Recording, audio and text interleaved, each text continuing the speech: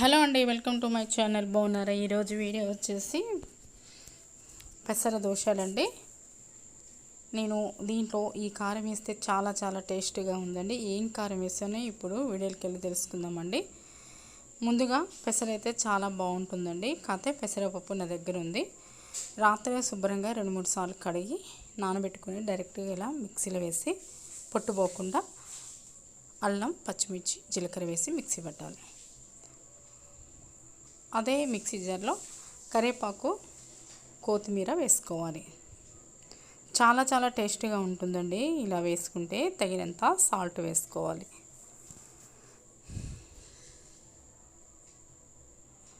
Stove వెలిగించి pan పెట్టి ఇలా ఉండాలండి పిండి.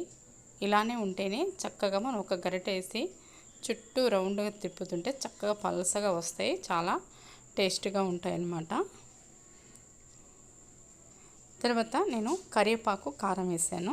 చాలా చాలా టేస్టీగా ఉంది. ఉల్లిపాయలు, కొత్తిమీర వేసి కొద్దిగా ఆయిల్ పోసి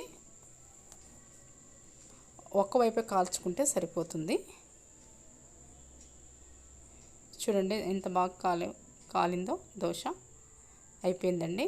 చాలా క్రిస్పీగా, చాలా టేస్టీగా కరివేపాకు, కారం వేసాం కాబట్టి ఇంకా చట్నీ కూడా అవసరం లేదండి.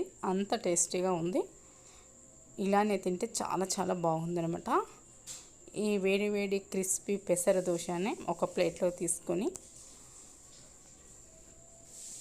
వేడి వేడిది మనం తిన్నట్లయితే 2 తిన్నవాళ్ళు ఇంకా 2 ఎగస్ట్రా కూడా తింటారండి. అంత టేస్టీగా ఉన్నాయి. చట్నీ లేకపోయినా కూడా కరివేపాకు, కారం వేయటం వల్ల.